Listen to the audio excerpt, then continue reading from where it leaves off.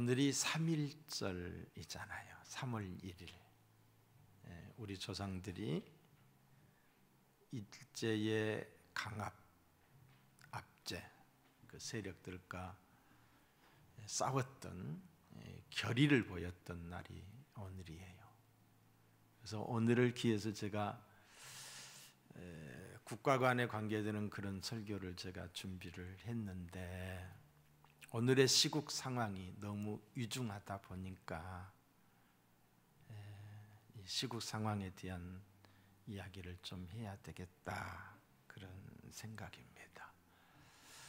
특별히 오늘 우리가 예배를 드리면서 기도하는 마음으로 예배 드리기를 바라고, 또 질병관리본부에서 밤낮 없이 고생하는 분들과 또 그리고 의사 선생님들, 그리고 너나 할 것 없이 다 우리 국민인데 원치 않는 이 전염병으로 인해서 고생하는 모든 분들에게 하나님의 은혜와 평강이 있기를 주님의 이름으로 또한 축복을 드립니다. 오늘 말씀의 제목을 국가적 재앙과 재난이라고 제목을 잡았어요. 이 재앙이라 함은 사전적 의미예요. 뜻하지 않게 생긴 불행한 병고라고 사전에 기록이 되어 있어요. 뜻하지 않게 일어난 불행한 병고. 다시 말해서 천재지변이라든가 아니면은 오늘의 전염병과 같은 것입니다. 재난, 재앙에 대해 제가 말씀을 드렸어요. 이 재난 역시 뜻하지 않게 생긴 불행한 일이에요. 그렇지만은 인위적인 사고나 실수가 더해진 것을 재난이라고 하고 있어요. 뜻하지 않게 생긴 불행이지만은 거기에 인위적인 사고나 실수가 더해진 것을 재난이라 한다. 충분히 막을 수 있었는데도 안일한 대처로 어려움을 당하는 것을 말하고 있는 거예요. 그런 면에서 오늘 우리나라의 전염병 상황은 뭐다? 재난이에요. 재난. 초기 대응만 잘했다고 한다면 어디 갔지? 우리보다 의료시설이 미약하고 또 잘 살지 못하는 태국이나 베트남 같은 나라는 이 재앙이 임하지 않았어요. 왜? 초기 대응을 잘했기 때문이에요. 사랑하는 성도 여러분, 오늘의 위기 상황은 국가적 위기 상황입니다. 국가의 바른 판단과 발빠른 조치가 있어야 될 것이고, 그렇죠? 전 국민이 또한 삼가 조심해야 돼. 내 자신을 위해서도 조심해야 되지만은 이웃을 위해서도 서로 삼가 조심해야 될 상황입니다. 오늘의 위기 상황은 전염병에서만 국한된 게 아니다는 거지요. 이 전염병은 또 다른 여러 가지 문제를 이야기하고 있어요. 그 중에 하나가 두려움이고, 그 중에 하나가 경제적 손실이고, 국가의 위상의 추락이에요. 뭐 여러 가지가 있겠지만은 제가 세 가지를 생각을 했습니다. 전 국민이 이 두려움이라고 하는 바이러스에 감염이 되어 있어요. 다 두려워하는 거예요. 보이지도 않는 그 세균 때문에 그냥 벌벌 떨고 있다는 거지. 그런데 이 두려움이 두려움에서 그치는 것이 아니라 불안으로 발전을 하지. 의심으로 발전을 하지. 그리고 우울한 사람은 더 우울해지는 거예요. 그러다 보니까 이런 두려움이 인해서 경직이 되고 많은 사람들이 그냥 기분이 그냥 완전히 다운이 되는 거예요. 다운이 되고 의기소침해지고 예민해지고 심지어는 자기 생명을 자기가 끊는, 우울한 사람들은 더 우울해진다니까요. 여러분, 이 두려움의 반대는 평안입니다. 평안. 평안은 하나님이 주시는 거예요. 두려움은 사탄이 주는 거예요. 사탄의 역사예요. 사탄의 역사는 죄가 있는 곳에서 일어나요. 사탄의 역사의 숙주는 죄예요. 죄. 오늘의 두려움은 죄의 결과예요. 원인이 죄 때문이에요. 성경에 그렇게 말하고 있어요. 내 말이 아니에요. 성경이에요. 그러므로 우리는 하나님께 이 위중한 상황을 고하며 사죄의 은총과 하나님의 긍휼을 구해야 될 줄로 믿습니다. 하나님을 믿는 사람들은 사건을 보는 관점, 시각이 하나님을 모르는 사람들과 달라야 돼요. TV에 나오는 것만 보고 두려워하고 떨어서는 안 된다는 거지. 우리는 하나님을 보고 세상을 봐야 돼요. 하나님의 말씀으로 사건을 해석을 해야 돼요. 그리고 답을 찾아야 돼요. 이런 상황에서, 이런 위기 상황에서 성경은 뭐라고 하고 있는가? 애통하며 회개해야 될 것을 명하고 있어요. 기도해야 될 것을 말하고 있어요. 하루라도 빨리 두려움의 먹구름이 떠나고 희망찬 하루하루가 되기를 우리는 기도해야 될 줄로 믿습니다. 이 위기 상황은 경제적 파탄, 경제의 마비, 지금 우리 눈앞에 지금 뻔히 보이잖아요. 당장에 우리 카페도 지금 안 해요. 이 지역에 있는, 어제 저녁에 내가 이렇게 보니까 카페들 다 문 닫았어요. 식당도 마찬가지. 다 올스톱이 되고 있어요. 올스톱.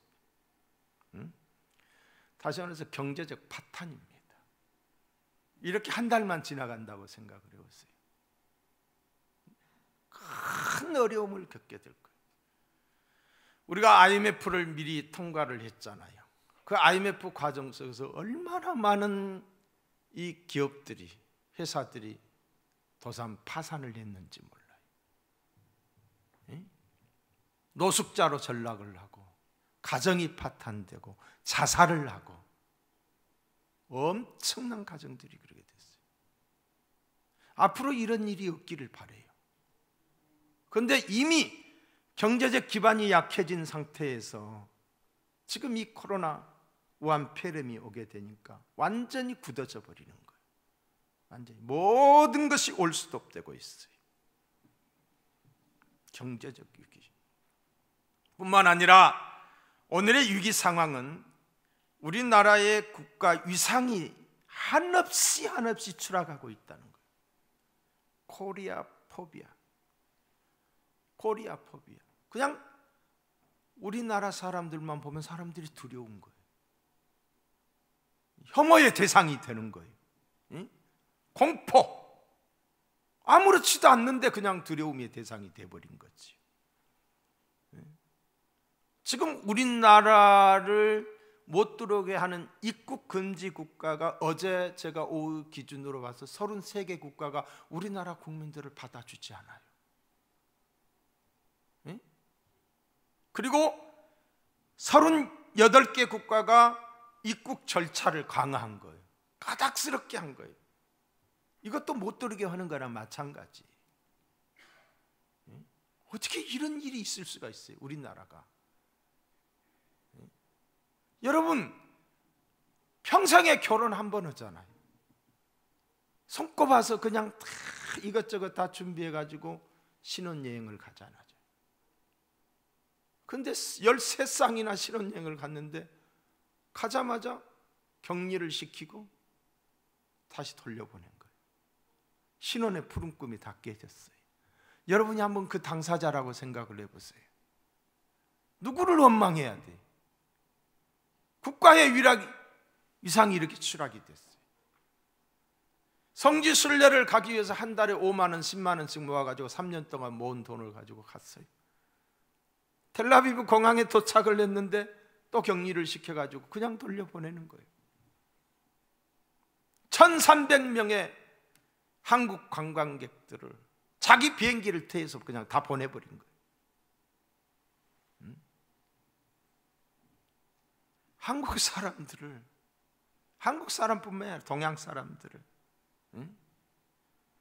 나쁜 국가적 이미지가 형성이 됐어요. 심지어는 우한폐렴, 중국에서 발생한 이 폐렴인데 중국 사람들까지 한국 사람을 뭐예요? 격리 조치를 하는 거예요. 지금 한국에서 비행기 타고 가면은 중국에서 우리 한국 사람을 격리 조치를 하는 거예요. 이걸 어떻게 해석을 해야 해요? 적반하장도 이분수지. 집단 항의를 하게 되고 아파트 진입을 막게 하고 부당 대우를 하고 차별을 하고 통제 강화를 하고 이럴 수가 있느냐 이 말이에요. 이럴 수가 있느냐.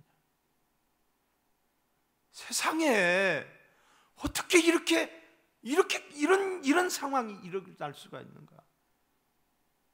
안타까워도 보통 안타까운 게 아니죠. 오늘의 위기 상황의 원인은 다름 아닌 우리에게 있어요. 우리 누구? 우리 믿는 자에게 있다. 왜 그런가?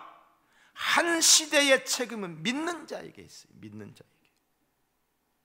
하나님을 믿는 사람들이 바르게 서 있지 못하니까, 바르게 믿지 못하니까 소돔과 고모라의 멸망이 의인 10명이 없어서 멸망을 당했듯이 말입니다. 교회가 바르게 서 있지 못하기 때문에 너무 세속화가 됐어요. 세상이 말하는 대로 따라가고 있어요. 세상이 그렇다고 하니까 성경으로 해석하고 하나님을 두려워하기보다도 사람을 두려워하고 있어요. 신본주의, 하나님 위주의, 하나님 두려움보다도 사람을 두려워해요. 하나님을 기쁘게 하라, 사람을 기쁘게 하라.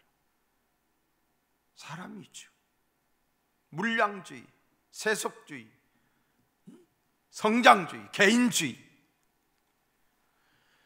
왜 신천지가 득세한지 아세요? 교회가 교회의 역할을 제대로 못하니까. 신천지라고 하는 이 독버섯이 성장한 거예요. 신천지에서 일부 말하는 것들이 틀린 게 아니에요. 한국 교회를 지적하는 게 틀린 게 아니에요. 맞는 말이에요. 한국 교회 하나님의 영광하지만은 하나님의 영광 헤아리지 않습니다.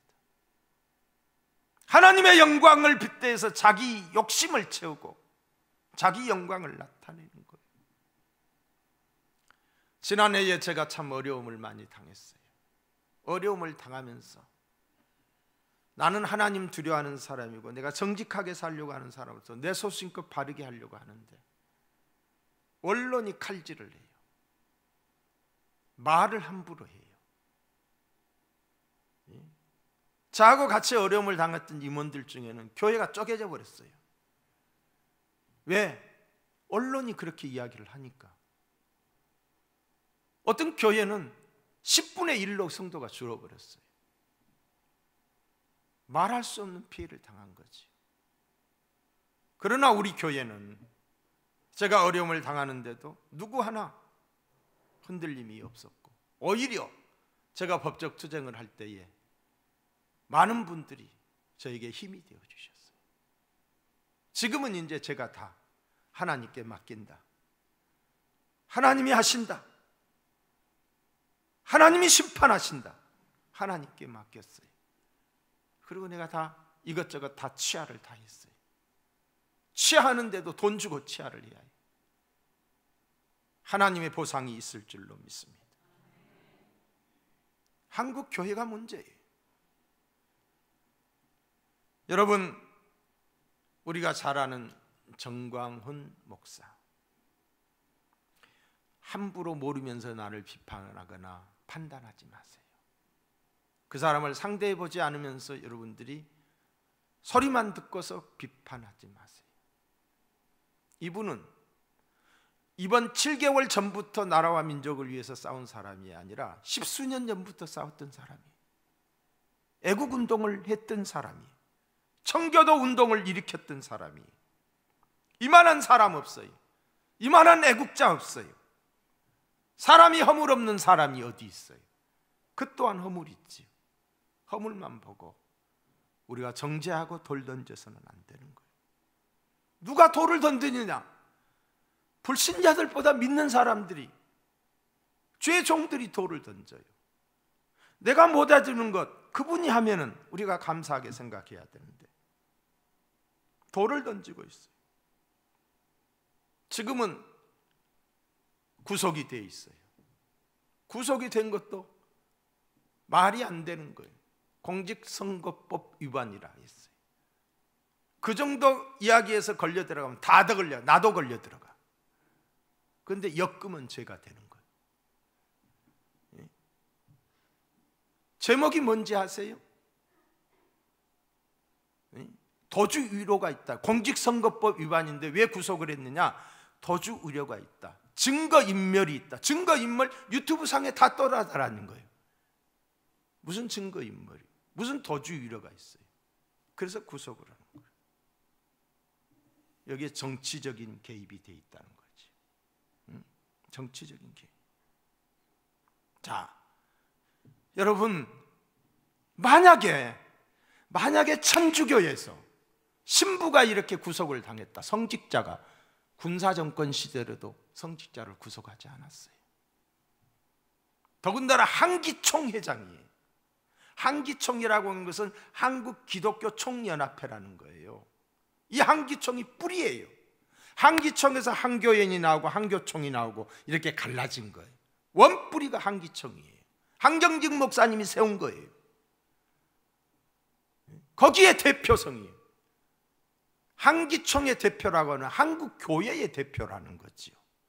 그렇다고 한다면은 목사님이 성직자가 구속이 됐다고 한다면 성직자들이 어떠해야 돼요? 들고 일어나야 되는 거예요.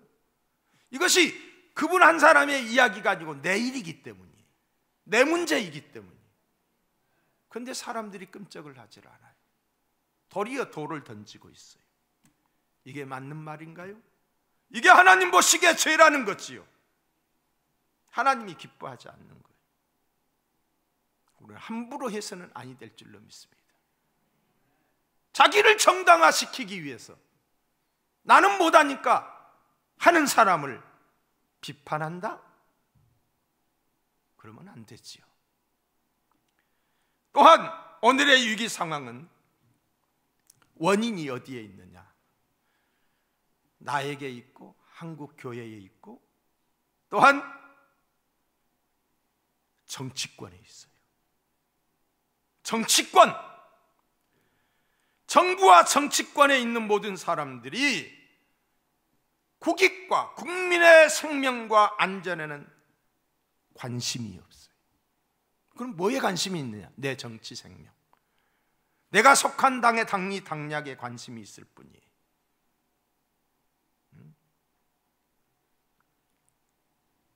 경제도 정치적으로 해석을 하는 거예요. 경제는 경제 논리에 따라서 해야 되잖아요.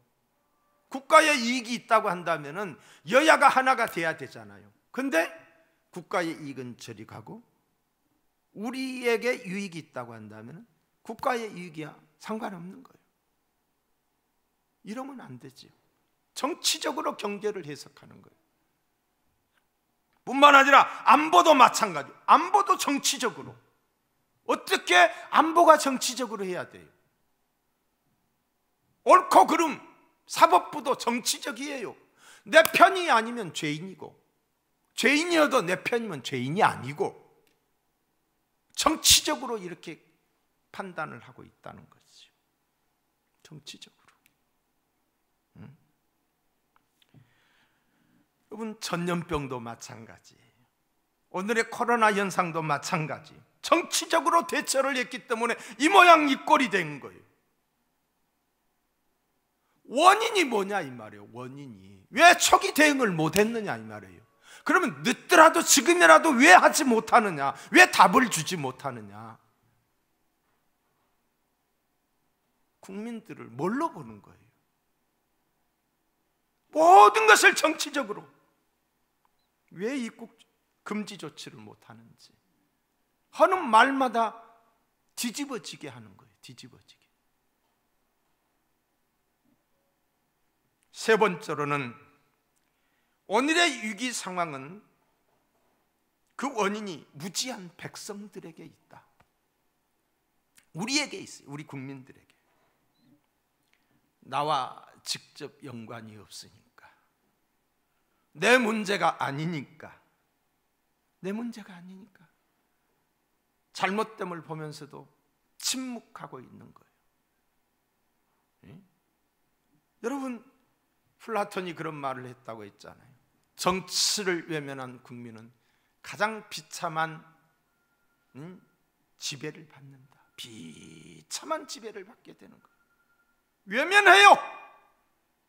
그냥 편하니까, 나 지금 편하니까, 지금 좋으니까 좋다는 거예요. 사회복지 공동모금회 제가 운영이사에 되잖아요. 종교계 대표, 법조계 대표, 또 공무원 대표, 뭐 과학자 대표, 기업인 대표, 이렇게 해서 한 20명 돼요. 근데 모였는데 여기 그 대덕단지에 있는 그 뭐예요? 연구단지에 있는 사람들 회장이 그런 이야기를 해요. 큰일 났다고. 뭐가 큰일 났느냐? 6시만 되면은 컴퓨터가 자동으로 꺼진대요. 일을 하고 싶어도 못 한대요. 국가에서 그렇게 통제를 하는 거예요. 여러분, 미국의 실리콘밸리는 24시간 불이 꺼지지 않아요. 연구해서 어떻게 하면은 경쟁력이 이제 떨어지는 거예요. 왜? 시간을 투자 안 하니까. 저녁이 있는 삶 좋지요. 저녁이 있는 삶 얼마나 좋아요. 그런데 문제는 그 젊은 사람들이 이게 문화가 되면 안 된다는 거예요. 밤을 새워가면서라도 하려고 하는 그런 의지, 그런 노력이 있어야 되는데 이게 문화가 돼가지고 그냥 다 그렇게 너나 나 할 것 없이 이렇게 되면 앞으로 나라가 어떻게 되겠느냐. 시간 딱 되면 끝나고 펜 놓고 나가고, 나 돈 주니까, 나 돈 받으니까.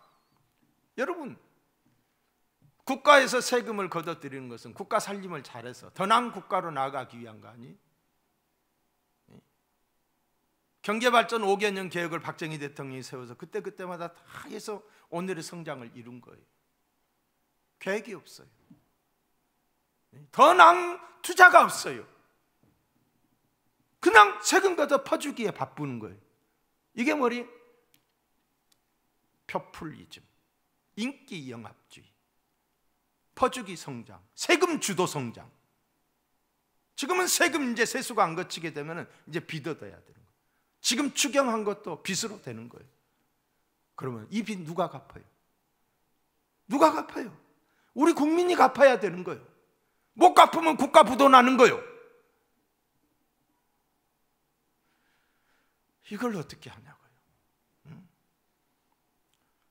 저 남미의 꽃이라고 불렸던 베네수엘라, 차베스 대통령에 의해서 마두리, 포퓰리즘 정책을 썼던 사람이에요. 1950년대 세계에서 4번째로 잘 살았던 나라예요. 그런데 지금은 완전 거지 나라가 됐어요. 땅거지가 돼버렸어요. 왜 그래요?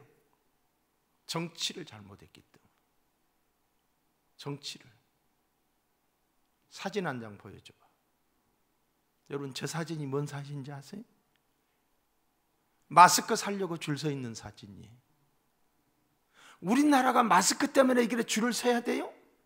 그런 나라가, 그런 정도의 우리나라의 수준이에요? 왜 이렇게 된 거예요? 정치를 잘못하기 때문에 이렇게 된 거예요. 여러분, 저게 마스크이니까 망정이지 저게 식량이라고 생각해봐요. 식량. 정치를 잘못하면 식량 배급 타기 위해서 저렇게 줄 설 수 있다니까요. 끔찍하잖아요. 옛날에 우리가 저 어렸을 때 그 물기를 내고 막 양동이에다 막 다라에다 쭉 해놨잖아요. 네? 저런 현상이 안 나타난다고 누가 볼 수가 있어요? 정치를 못하면 저렇게 되는 거예요. 우리가 마스크가 없어서 이렇게 된 게 아니다 이 말이에요. 마스크가 있는데도 정치를 잘못하니까 이 모양이 이 꼴이 된 거예요.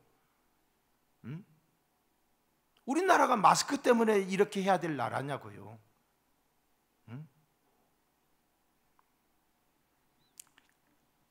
여러분, 우리 교회 다녀가신 김영석 교수님, 지금 102살이죠. 100세가 넘으신 분이 어제 유튜브에 글이 실렸어요. 제가 한번 읽어드릴게요. 많은 부분은 너무 길어서 생략을 하고 중략을 하면서 읽어드립니다. 국민들에게도 등급이 있다.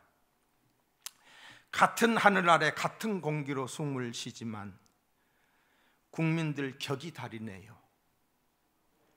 흔히 말하는 민초는 글자도 모르고 푼돈에 약하며 시키면 시키는 대로 말 잘 듣고 복종 잘하는 국민들을 말한다. 그게 뭐다? 민초다.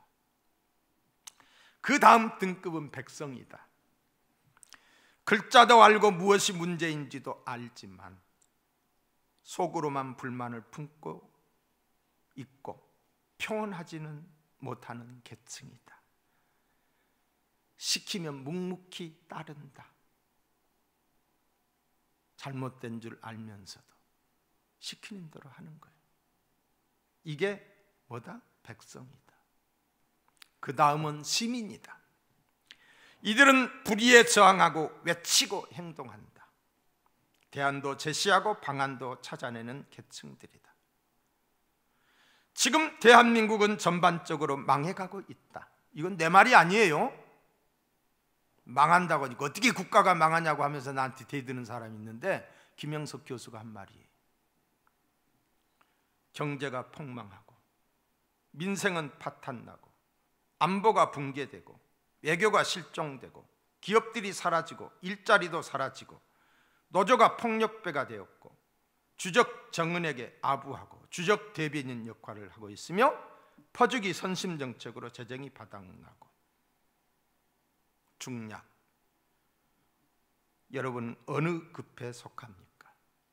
민초입니까? 백성입니까? 시민입니까? 740만 인구 중 200만 명이 저항하는 도시국가 홍콩은 분명히 시민들이다. 1789년 프랑스 혁명을 시민혁명이라고 부르는 것도 그 당시 프랑스 국민들이 왕권의 탄압에 저항하고 행동한 것이기 때문이다. 진정 나라를 사랑하고 내 가족을 사랑한다면 국민들이여 더 늦기 전에 깨어 일어나자. 나라가 망한 다음 후회해본들 아무 소용이 없다. 내 후손들을 위해서라도 시민이 되기를 간절히 바란다. 노 교수의 말입니다. 100살이 넘으신 분의 글을 제가 그대로 읽어드린 거예요. 오늘의 전염병은 저는 우연이라고 생각하지 않습니다. 하나님의 뜻과 섭리가 있다고 생각합니다. 첫째는 하나님의 심판이다. 둘째는 하나님의 섭리다. 누구를 향한 심판인가? 중국 공산당 시진핑을 향한 심판이다. 이러기 전에 중국 성도들을 핍박하고 있어요. 이루 말할 수 없는 핍박이 이루어지고 있어요. 교회를 폭파시키고 십자가를 내리고 성직자를 감금하고 성경을 다시 쓰겠다라고 하고 하나님의 심판이. 또 하나는 신천지를 향한 심판이다. 신천지 때문에 얼마나 많은 가정들이 무너졌어요. 부모와 자식, 부모의 마음에 얼마나 많은 아픔을 줬어요. 하나님의 교회에 충성된 일꾼들을 얼마나 많이 빼갔어요. 여러분, 신천지는 누구와 똑같느냐? 공산주의와 똑같아요. 공산주의는 목적을 위해서는 수단과 방법을 가리지 않는 게 공산주의. 그 중에 가장 잘 쓰는 것이 뭐냐? 거짓이에요. 거짓말이에요. 신천지는 모든 것이 거짓이에요. 거짓으로 우리를 속여서 데리고 가서 거짓 교리로 가르쳐서 세뇌화시킨 거예요. 이게 신천지예요. 공산주의는 선전선동에 능해요. 신천지가 바로 이 선전선동에 능한 거예요. 이름도 그럴듯해요. 봉사활동도 많이 해요. 그래서 빠지게 하는 거예요. 뭐 취미교실, 뭐 여론조사 뭐 한다고 다 거짓이에요. 선전선동에 능해요. 공산주의가 그러잖아요. 그리고 1인 독재체제예요. 1인 독재체제. 시한부 종말론. 자기들이 천국이라고. 북한에 있는 사람들이 그것이 천국이라고 그래요. 김일성이를 신격화시키듯이 살아있는 이만희가 영생불사한다. 안 죽는다. 자기들이 힘물이다. 뭐 이런 식으로 이야기하면서 거기에 빠지게 하는. 공산주의와 똑같은 게 바로 이 신천지예요. 하나님의 마음을 아프게 하는 하나님의 심판이다. 저는 그렇게 생각해요. 여러분들은 어떨지 몰라도. 또한 하나님의 섭리예요. 우리나라를 지키기 위한 하나님의 섭리예요. 그래도 우리나라에는 지금 기도하는 사람들이 많아요. 눈물로 기도하는 사람들이 많아요. 이 기도의 응답으로 우리나라를 지키기 위한 하나님의 역사다. 여러분, 우리나라가 언제부터 이렇게 됐어요? 상식이 통하지 않는 불법 국가가 됐어요. 상식이 통해야지요. 상식이 안 통한다니까요. 밀어붙이면 돼요. 뭐든지 밀어붙여버리면 돼요. 그리고 그 순간 지나면 끝나는 거예요. 누가 말하지도 않아요. 또 따지지도 않아요. 왜? 백성이니까, 민초니까. 시민이면 따질 텐데. 법이 통하지 않는 법치 국가가 됐어요. 억지 국가가 됐어요. 법이 통하지 않는다니까요.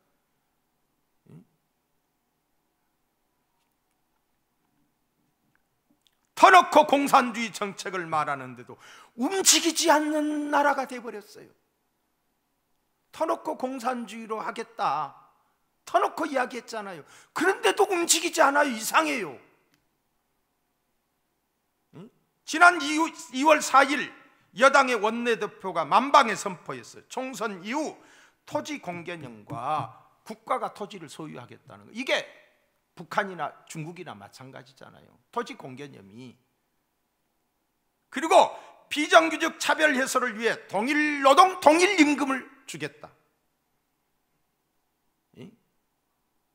손흥민에게도, 그리고 우리나라 프로축구에서 뛰는 사람도 똑같이 주겠다 이거예요. 배운 사람이나 못 배운 사람이나. 이게 북한 사회. 배급 주겠다. 그리고 경자유전 뭐예요? 농사꾼이 농지를 보여야지 회사가 농지를 갖고 있으면 안 된다. 이거예요. 다 환원시키겠다는 거예요. 공산주의 사상이. 한술 더 떠서 뭐라고 한 줄 알아요? 시장, 종교, 언론 등 분야의 기존 패권이 재편되는 계기가 될 것이다 말했어요. 시장, 국가 주도 경제를 하겠다는 거예요. 자유시장 경제를 하지 않겠다는 거예요. 종교를 재편하겠다. 지금의 한기총과 같은 이런 것들을 다 쓸어버리고 자기들 입맛에 맞는 하수인들을 세우겠다는 거겠죠. 중국과 같이, 삼작교육과 같이 언론 등의 패권을 재편하겠다. 눈과 귀를 막으겠다는 거죠. 자, 이게 여러분 찾아 들어가서 보세요. 이게 대표가 한 말이에요. 그럼에도 국민들이 뭐 하고 있다? 침묵하고 있다. 깨어나지 못하는 국민을 깨우는 하나님의 방법이 코로나예요. 코로나. 이겨야말로 신의 한 수예요. 하나님의 메가톤급 메시지가 코로나라고 생각합니다. 국가의 운영이 무지와 무능으로 보여주고 있기 때문에 그러지 않고서 밀어붙이면 되니까 하나님이 개입하셨다. 하나님이 개입하. 여러분, 내 생각과 다를 수 있어요. 에? 내가 다를 수 있어요. 여러분이 다른 생각을 해도 내가 관여하지 않겠어요. 그러나 사실은 팩트는 알자 이 말이에요. 사랑하는 성도 여러분, 지금 우한폐렴의 상황에서 우리가 알고 해야 할 일이 있습니다. 알아야 될 게 뭐냐? 인간의 연약성이에요. 큰 소리 치지 마세요. 보이지 않는 세균 때문에 우리가 벌벌 떨고 있잖아요.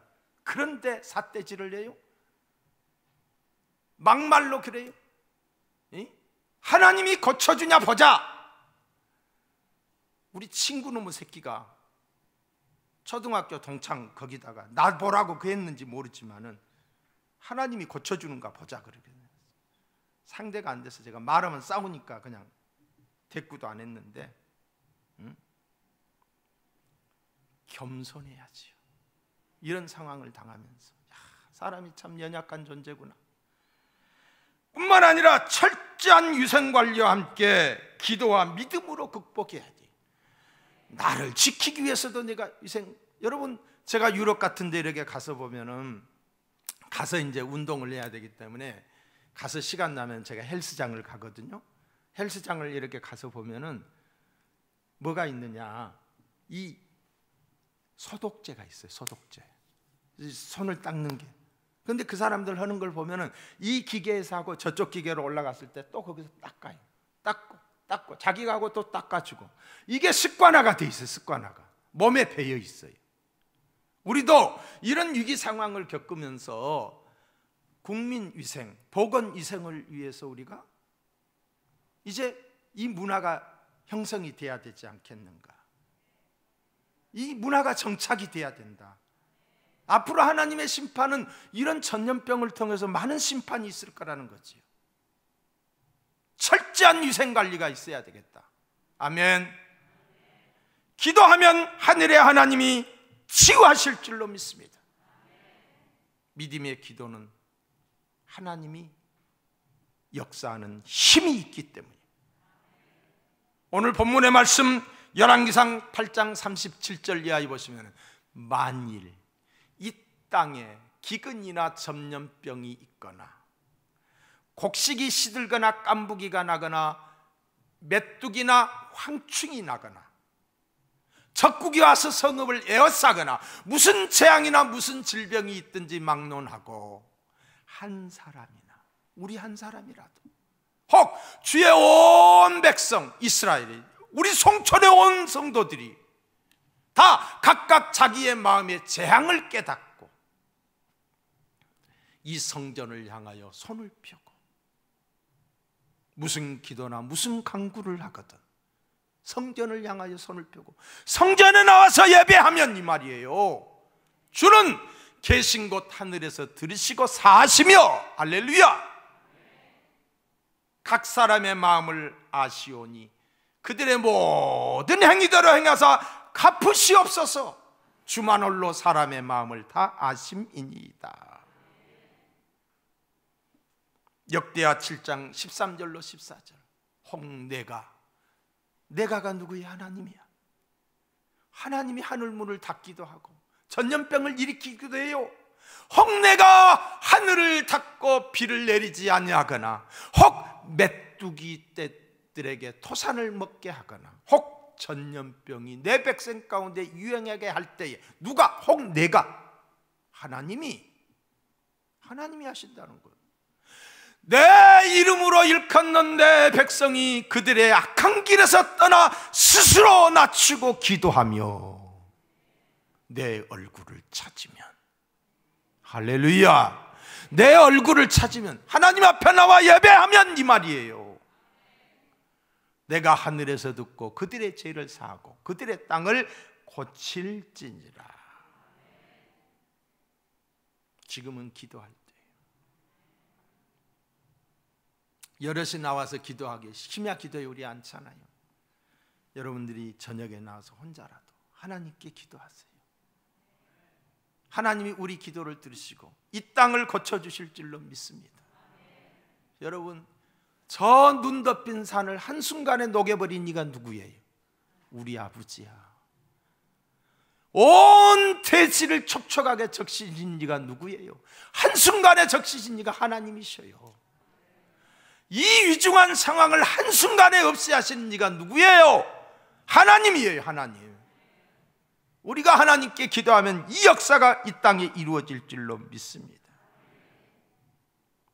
어려울 때일수록 모이기를 피하면 안 돼요. 어려울 때일수록 우리는 하나님께 무릎 꿇어 기도해야 하고 예배의 장소에 나와야 돼요. 히브리서 10장에 보시면 모이기를 피하는 어떤 사람들의 습관과 같이 하지 말라. 모이기를 피하는 습관이 들면 안 돼요. 모이기를 자주 하는 습관이 들어야 되는데 하지 말고 오직 권하여 그날이 가까움을 볼수록 더욱 그리하자. 그날이 언제예요? 마지막 때예요. 마지막 때는 믿음이 있겠느냐 그랬어요. 사랑이 식어진다고 그랬어요. 불법이 행한다고 그랬어요. 어려울 때일수록 모이라는 거예요. 어렵다고 피하지 말고 어려울 때일수록 하나님께 모여서 기도하라는 거예요. 어떤 상황에서도, 어떤 상황이에요? 어떤 상황에서도 예배를 등한시하거나 포기해서는 안 되는 거예요. 어떻게 관에서 교회에 예배를 드리지 말라고 말을 해요? 지금 창원시에서는 교회에서 예배 드리면 300만 원 벌금 내겠다고 말도 안 되는 소리를 했어. 창원시에서. 이거야말로 종교 분리의 원칙을 어기는 거예요. 응? 전쟁 중에도 예배를 드렸어요. 전쟁 중에도. 공산국가나 이슬람 국가에서는 예배를 드리다가 잡히면은 어떤 불이익을 당한 줄 알면서도 그들이 예배를 드리다가 잡혀가지고 끌려가서 죽임을 당하잖아요. 일제의 예배 방해와 피역 가운데서도 우리 선진들은 교회당에서 예배 드리는 것을 포기하지 않았어요. 주기철 목사는 일사각오로 예배를 드리다가 순교했어요. 제암릭교회는 교회에서 예배를 드리는데 밖에다 철장질을 하고 해서 그것에다 불을 질러가고 그 안에서 다 죽었어요. 예배 드리다 죽은 거예요. 그런데 그때도 일부 교회는 적당히 타협을 하고 신사참배를 국민 의례라는 신학적 해석을 냈던 거예요. 지금도 인터넷에 들어가서 보니까 이 우한 코로나 이것 때문에 우리가 예배를 드리지 않아야 된다라고 하는 이 억지 주장을 신학자들이 인터넷에다 깔아놨어요. 이것이 무슨 우리가 세상의 빛과 소금이다? 웃기는 소리예요. 우리는 우리대로 이 위생관리 철저히 하고 그러면서 하나님께 기도해야지. 이럴 때일수록 하나님께 우리가 믿음을 보여야지. 교회의 존재 목적은 예배입니다. 예배 드리기 위해서 이 예배당을 지은 거예요. 그런데 교회에서 예배 안 드려요? 아니잖아요. 목사의 사역 중에 가장 중요한 사역은 하나님께 예배 드리는 거예요. 예배 드리는. 근데 목사가 주도해서 예배 안 드린다? 집에서 드리라? 물론 저도 위험인자가 있으신 분들은 집에서 드리라고 그랬어요. 그러나 교회에서 예배 드리는 것을 피하지는 않아요. 저는 농촌에서 목회할 때 제 집사람과 둘이 예배를 드렸어요. 몇 달 동안. 둘이 예배. 둘이니까 그냥 안 드려도 될 거 아니에요. 그런데 둘이 뭔 재미로 예배 드려? 그것이 하나님께 드리는 것이기 때문에. 배고파도 힘들어도 어려워도 포기하지 않았던 것이 예배예요. 예배를 포기하지 않았어요. 예배의 중단은 교회의 본질을 포기하는 거예요. 우리 교회는 교회에서 드리는 공적인 예배는 드립니다. 다 드립니다. 생명처럼 소중한 예배가 가볍게 여겨질 수 있습니다. 한 번 안 드려, 두 번 안 드려도 보면 그래도 되는 줄로 아는 거예요. 그런 문화가 형성이 되면 안 되는 거예요. 목에 칼이 들어와도 예배는 드린다. 예배는 드린다. 초대교회 사람들이 카타콤 속에 들어가서 숨어서 그들이 예배 드렸어요. 예배가 생명이었어요. 예배를 통하여 하나님의 긍휼과 치유를 구해야 하기 때문인 줄로 믿습니다. 예배를 등한히 하면 안 돼요. 집에서 예배를 드리고 있는 우리 성도님들 잘 들으세요. 네? 여러분, 그러면 지하철 타고 다니지 말아야지요. 버스 타고 다니지 말아야지. 상행위 하지 말아야지요. 네? 아무것도 하지 말아야지. 우리가 철저하게 위생관리하고 와서 예배드려요.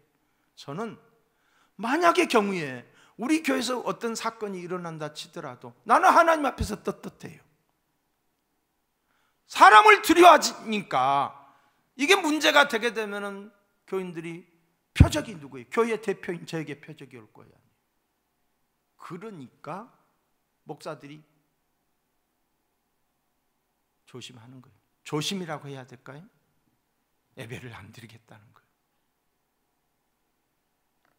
여러분, 최고의 항체는 믿음인 줄로 믿습니다. 믿음. 내 믿음대로 될지어다 그랬어요. 내 믿음이 너를 구하나이느라고 그랬어요. 믿으면 내가 하나님의 영광을 보리라고 했어요. 시편 91편 2절로 7절에 보시면 이렇게 나옵니다. 나는 여호와를 향하여 말하기를 그는 나의 피난처요.